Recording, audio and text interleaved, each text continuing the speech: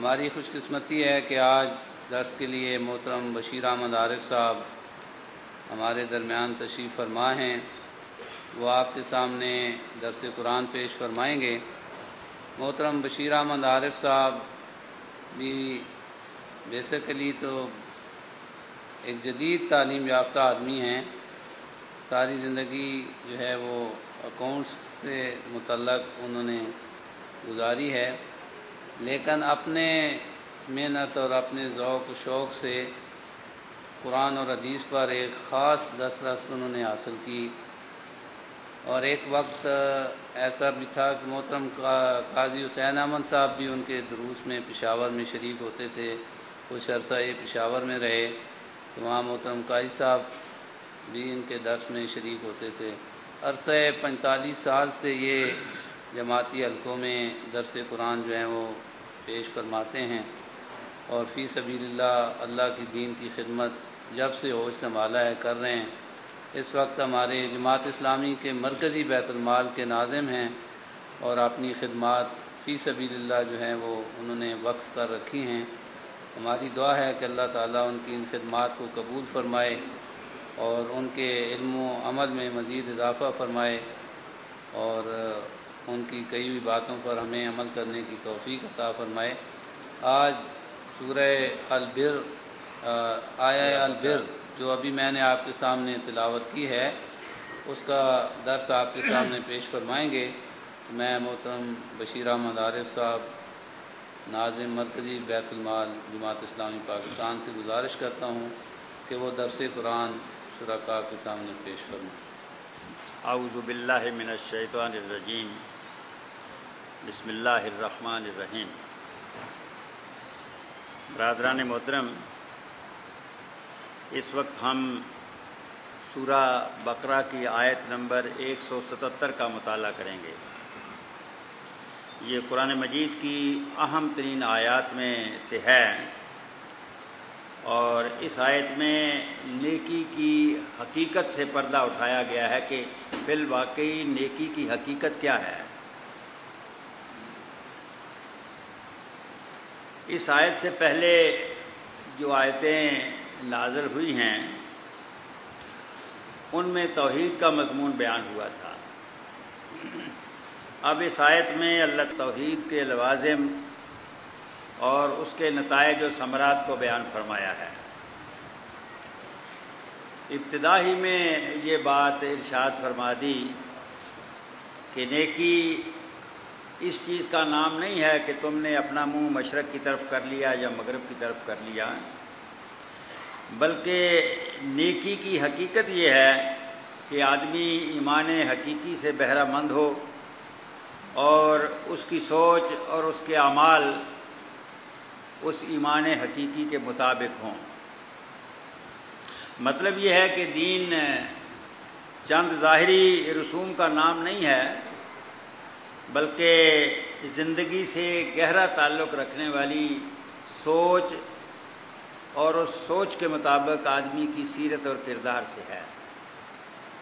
ارشاد فرمایا کہ لیس البر ان تولوا وجوہکم قبل المشرق والمغرب، کہ نیکی یہ نہیں ہے کہ تم نے اپنا منہ مشرق کی طرف کر لیا یا مغرب کی طرف کر لیا۔ جب یہ آیت نازل ہوئی ہے تو اس وقت یہود و نصارہ دونوں کا قبلہ بیت المقدس تھا۔ حضرت عیسیٰ علیہ السلام کی والدہ محترمہ جناب مریم علیہ السلام جب بیت المقدس میں اعتکاف بیٹھی تھیں تو جس جگہ وہ اعتکاف بیٹھی تھیں وہ بیت المقدس کا مشرقی گوشہ تھا، تو لہٰذا عیسائیوں نے ان کے اس جگہ اعتکاف بیٹھنے کی وجہ سے مشرقی سمت کو زیادہ مبارک اور زیادہ مقدس سمجھ لیا، اور انہوں نے مشرقی سمت ہی کو اپنا قبلہ بنا لیا۔ ان کی ضد میں یہودیوں نے مغرب کو اپنا قبلہ بنا لیا، اور اس طرح سے ان دونوں کے درمیان بیت المقدس کے اندر قبلے کے حوالے سے ایک تنازع، ایک لڑائی، ایک جدال شروع ہو گیا۔ پھر یہ جو اختلاف اور جھگڑا بیت المقدس کے اندر تھا یہ بیت المقدس کے باہر بھی نکل آیا، اور جہاں جہاں عیسائیوں نے کوئی معبد بنایا، جہاں جہاں یہودیوں نے کوئی معبد بنایا، تو یہ جھگڑا وہاں وہاں بھی پیدا ہو گیا۔ یہود و نصارہ بیت المقدس کے اندر بھی ٹھیک ٹھاک لڑے اور بیت المقدس کے باہر بھی ٹھیک ٹھاک لڑے کہ مشرقی سمت زیادہ مقدس اور مبارک ہے یا مغربی سمت زیادہ مقدس اور مبارک ہے۔ یہ لڑائی جیسا کہ میں نے عرض کیا بیت المقدس کے اندر بھی لڑی گئی اور باہر بھی لڑی گئی، اور ایک دوسرے کی عبادت گاہوں کو منہدم کیا گیا، ان کی بے حرمتی کی گئی۔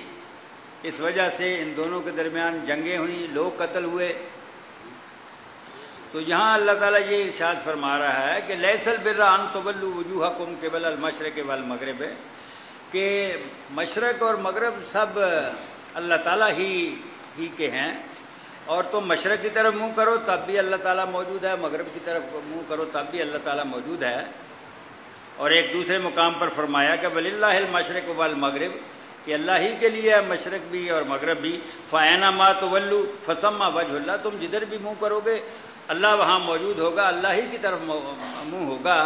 یہ تو اللہ تعالیٰ نے تمہاری یکجہتی اور مرکزیت کے لیے تمہارے لیے قبلہ مقرر کر دیا ہے، ورنہ اس میں کوئی بات نہیں ہے کہ تمہارا منہ مشرق کی طرف ہو جائے یا مغرب کی طرف ہو جائے۔ تو مقصود اس سے مسلمانوں کو متنبہ کرنا ہے کہ دیکھو جو حرکت عیسائیوں اور یہودیوں نے کی تھی تم اپنے آپ کو اس سے مجتنب رکھنا۔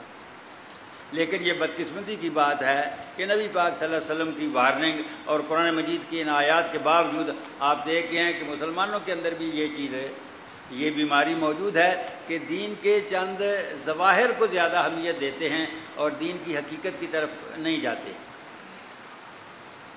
سارا زور مچھر چھاننے کے اوپر لگتا ہے، چاہے اونٹ جو ہے وہ سموچے نگل لیے جائیں۔ فرائض کے اوپر زور نہیں ہے، فرائض کے تارک ہیں لیکن چند مستحبات کو لے کر بیٹھے ہوئے ہیں اور ان کو فرائض سے زیادہ اہمیت دیتے ہیں۔ تو یہ وارننگ ہے یہود و نصارہ کا ذکر کرنے کے حوالے سے میرے اور آپ کے لیے، سب مسلمانوں کے لیے، کہ لیس البر ان تولوا وجوہکم قبل المشرق والمغرب، کہ نیکی یہ نہیں ہے کہ تم نے اپنا منہ مشرق کی طرف کر لیا یا مغرب کی طرف کر لیا، ولیکن بر من آمن باللہ والیوم الآخر والملائکۃ والکتاب والنبیین، کہ نیکی یہ ہے کہ آدمی اللہ پر ایمان لائے، زندگی بعد موت کی حقیقت کو مانے، اللہ کے بھیجے ہوئے فرشتوں پر ایمان لائے، اللہ کی بھیجی ہوئی کتاب پر ایمان لائے اور اللہ کے بھیجے ہوئے پیغمبروں پر ایمان لائے۔ آگے بھی کچھ باتیں ہیں، تو فرمایا کہ نیکی کی حقیقت کا آغاز یہاں سے شروع ہوتا ہے کہ بندے کی سوچ صحیح ہو، بندے کے خیالات صحیح ہوں، بندہ ان حقیقتوں کو مانے جن کے ماننے کے بغیر اسے صراط مستقیم نصیب نہیں ہو سکتا۔ تو ان ماننے والی باتوں میں سب سے پہلے جس چیز کا ذکر کیا تو وہ یہ بات ہے کہ آدمی اپنے خالق کو، اپنے مالک کو، اپنے رازق کو، اپنے حاکم کو پہچانے۔ تو اللہ کو اللہ ماننا یہ سب سے ضروری چیز ہے جو بندے کو کرنی چاہیے۔ اور بھی کچھ ایمانیات ہیں جن کا ابھی میں نے آپ کے سامنے ذکر کیا ہے، لیکن سب سے بنیادی چیز جو ہے وہ یہ ہے کہ آدمی اللہ پر ایمان لائے۔ اللہ پر ایمان سارے